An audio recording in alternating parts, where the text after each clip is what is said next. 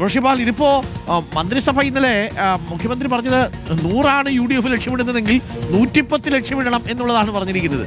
എന്ന് പറഞ്ഞാൽ UDFനും ഒരു മുഴം മുൻപേ അതിക്കും മേലെയാണ് മുഖ്യമന്ത്രിയുടെ ആലോചനകൾ വരുന്നത്.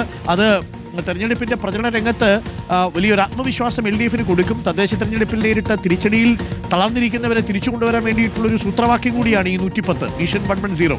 പക്ഷേ മറുഭാഗം വളരെ കരുതലോടുകൂടിയാണ് VD സതീശൻ ചില സഭാ സന്ദർശനങ്ങളൊക്കെ നടത്തിയിട്ടുണ്ട് എന്നുള്ള വിവരം കൂടി വരുന്നു. അപ്പോൾ കർമ്മനിരതമാകാൻ പോകുന്ന ദിവസങ്ങളാണ് വരാൻ പോകുന്നത്. മിഷൻ 50 LDFിൻ്റേത്. അങ്ങനെ ഒരു പ്ലാൻ ആണോ UDFനും ഉള്ളത്? കുറച്ചുകൂടി ദിവസങ്ങൾ കൂട്ടി?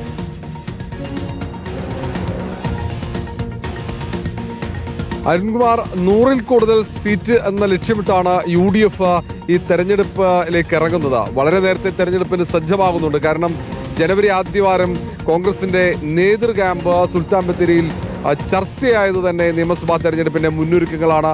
രാഷ്ട്രീയ തന്ത്രങ്ങൾ ആവിഷ്കരിച്ചു കഴിഞ്ഞു. ആത്മവിശ്വാസത്തോടെ തന്നെ തെരഞ്ഞെടുപ്പിലേക്ക് കടക്കുന്നു. അതിൻ്റെയൊക്കെ ഭാഗമാണ് ഇന്നലെ പ്രതിപക്ഷ നേതാവ് രാത്രി സഭാസ്ഥാനത്തേക്ക് എത്തിയത്.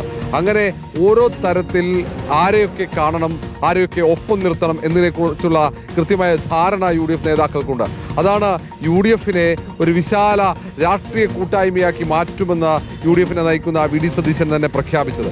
ഒരു മുന്നണിക്കപ്പുറത്തേക്ക് ജനങ്ങളുമായി സംവദിക്കാൻ പറ്റുന്ന രാഷ്ട്രീയ നേതാക്കൾക്കപ്പുറത്തേക്കുള്ള സാംസ്കാരിക സാമൂഹ്യ പ്രവർത്തകരെയൊക്കെ ഉൾക്കൊണ്ടുകൊണ്ട് മുന്നോട്ട് പോവുക എന്നതാണ് ഏറ്റവും പ്രധാനപ്പെട്ട ദൗത്യമായി UDF എടുക്കുന്നത്. ഏതായാലും സർക്കാരിനെതിരെയൊക്കെ വലിയ പ്രക്ഷോഭ പരമ്പരകൾ വരും ദിവസങ്ങളിൽ പ്രതീക്ഷിക്കാം. പ്രത്യേകിച്ച് തൊഴിലുറപ്പ് ബില്ല്, ഒപ്പം ശബരിമലയിലെ സ്വർണ്ണക്കൊള്ള, ഇങ്ങനെയുള്ള നിരവധി വിഷയങ്ങൾ ഉയർത്തിക്കൊണ്ട് സർക്കാരിനെ പ്രതിക്കൂട്ടിൽ നിർത്തിക്കൊണ്ടുള്ള സമരങ്ങളും അങ്ങനെയുള്ള പ്രചാരണങ്ങളുമായിരിക്കും UDFിന്റെ ഭാഗത്തുനിന്നുണ്ടാകുക. അതിനൊപ്പം തന്നെയാണ് സ്ഥാനാർത്ഥി നിർണയം. വിജയസാധ്യത മാനദണ്ഡമാക്കിക്കൊണ്ട് സ്ഥാനാർത്ഥികളെ തീരുമാനിക്കും. സ്ഥാനാർത്ഥികളെ തീരുമാനിക്കുന്ന AICCയുടെ സ്ക്രീനിംഗ് കമ്മിറ്റി ഉടൻ തന്നെ കേരളത്തിലെത്തും.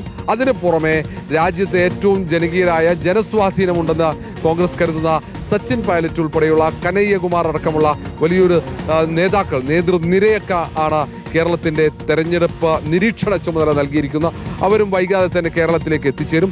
ഈ തവണ കേരളത്തിൽ ഭരണം പിടിക്കേണ്ടത് അനിവാര്യമാണെന്ന വിലയിരുത്തലാണ് കോൺഗ്രസ് നേതൃത്വം.